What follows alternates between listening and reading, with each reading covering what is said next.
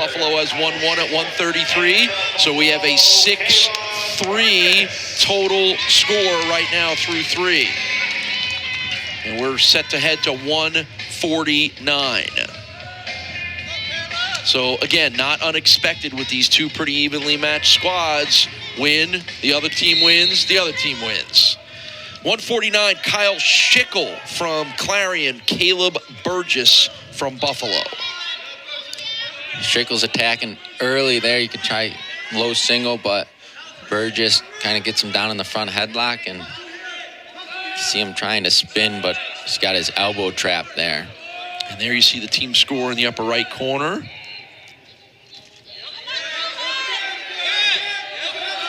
You can see Burgess kind of trying to bounce him. He's trying to get his elbows free, make it a little looser there so he's able to spin behind, but Schickel's doing a good job. He was just hanging on there, staying in good position. Last year, Clarion beat Buffalo down in Pennsylvania 23-9. The Golden Eagles have actually beaten the Bulls 3 of the last 4 dual meets, and we showed you the series notes at the beginning of the broadcast with Clarion leading the series overall 12-9. Of course, Clarion, one of those schools from the Pennsylvania State Athletic Conference that competes at a very high level in Division II in every other sport except for wrestling, and Edinboro, Lock Haven amongst those that are in the MAC has Division I wrestling programs. Yeah, we got ourselves a little scramble here. Kaleb was in on a shot, and then he's defending, he's scrambling, and not anyone really moving, but right here you see Burgess trying to build up. He wants to be higher. He wants to get his hips above Schickel's. And you see him kind of trying to rotate in, but he can't let go of that leg or else he loses any grip. And there's your stalemate call. Kyle Schickel's a junior from Lamont, Illinois, overall record of 11-10 this season. Kaleb Burgess, sophomore from Mohawk, New York, 8-10 is his overall record this year. These two guys actually did wrestle against each other last year, and it was Schickel that defeated Burgess. There's another attack by Schickel. We're kind of see Kaleb kicking his hands off the leg there. Good scrambles by both guys here. A lot of action with no points scored yet. Yeah, both guys getting in on shots, and just neither of them have a quick finish, so we're ending up in these positions. So we get another stalemate call here with 51 seconds to go in the first period.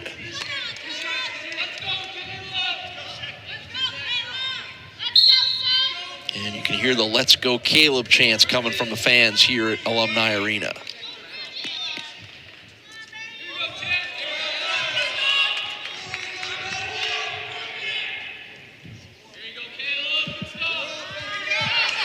And there's a single leg grab for Schickel. Yeah, and he's trying to look for more. You can see him. And he might have got some near fall there. There's going to be 2 back points and the takedown to go up 5-0. Wow, what a sequence for Kyle Schickel. Quick 5 points on a couple of quick moves right there. Burgess has got to try to get an escape here, and a little damage control for the escape. Bring it down to 4. Schickel drops to that leg. You can see the ref counting. And if he gets to 5, it's going to be a stalling call. But the period will end before that. So that sequence of a couple of moves, and here they are. Yeah, just the single leg, and Burgess kind of tries to scramble out of it, gets himself in a little bit of trouble there. After 2 periods, Schickel leads 5-0. So now it looks like Burgess is going to choose bottom.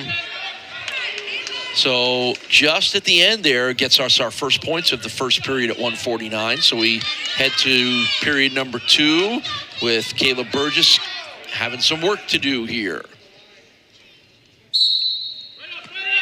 Buffalo wants to keep what we've seen happen so far here tonight, which is loss, win, loss, and get a win here in the 4th match.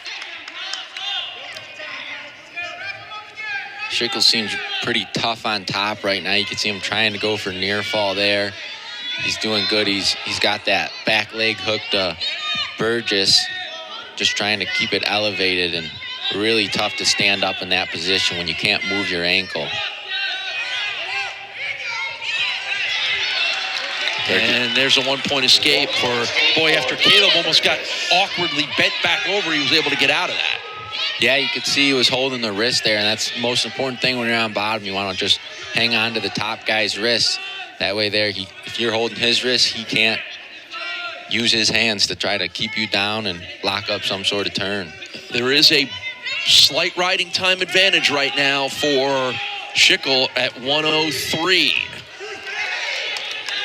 And there's another takedown for Kyle Schickel. I think that's the second takedown for Schickel off a re-attack. Burgess is trying to attack. He just can't get in on the leg.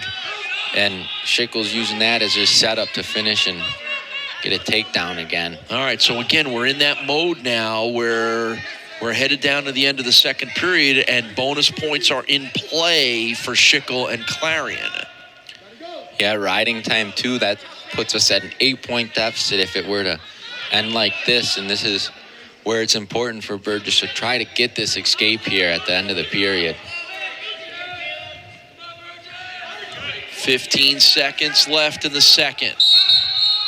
Out of the circle, and we will reset for the final 12 seconds. Yeah, 12 seconds is a lot of time to hold someone down sometimes. You look up and be like, wow, it's already been 30 seconds, but when you see that there's only 12 seconds, it's the longest 12 seconds of your life. All right, so a quick little escape point is important here for Kaleb Burgess to start a comeback.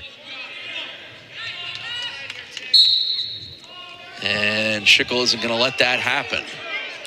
Yeah, you can see Schickel with a roll, and he's able to get 2 more near fall points off that. Good offense for Schickel there. So as the second period comes to end, it comes to an end, and watch this here. Yeah, you can see Burgess kind of tries to throw him over, but isn't able to, and luckily he bails out in time to not give up any back points that time. All right, so now as we go to the third period, we are watching for the bonus points because Kyle Schickel's got it right now with technically an 11-1 lead. And, you know, potentially in range of a tech fall here as well, too.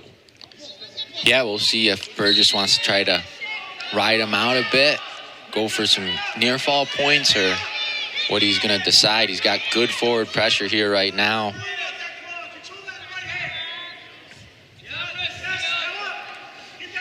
If you're Schickel, you're kind of thinking you can't give up any points and try to score if you can. You know, he's not going to be in full defensive mode because right now he's got those bonus points locked in. So he's got to be careful trying to stand up, trying not to get in bad position and go to his back.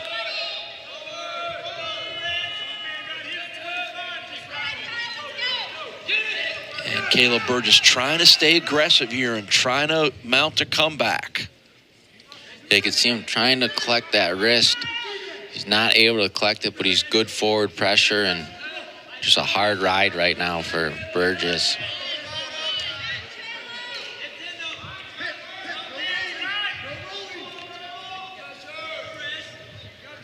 Good opportunity to come back for Kyle Schickel after he got pinned in the meet a week ago against Lockhaven. So it's a good bounce back. That means a lot of hard work and practice for Kyle Schickel to forget what happened there and refocus himself for what's happening right now. Under a minute to go in this one at 149.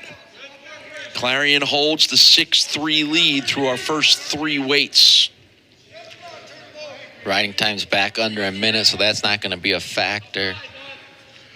We'll see if, when we get down to short time here, if Burgess is going to try to cut him and go for a takedown just to get it under 8 points.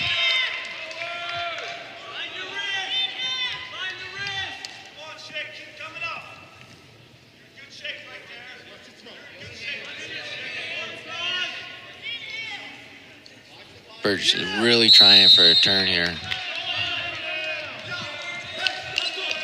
All right, so less than 30 seconds to go. Kyle Schickel almost wound up in the scorer's table there. Yeah, I think Schickel knows you just got to ride it out, stay right where you are, and you're helping your team. You get the win.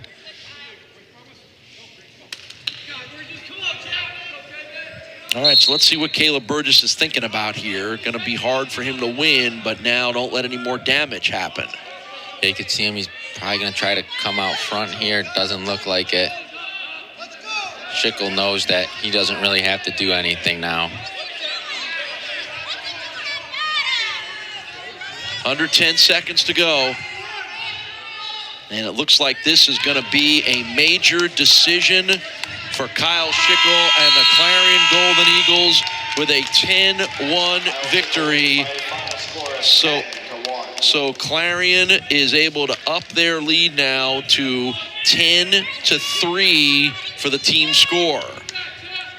Next at 157 from Clarion. Yeah, so that team points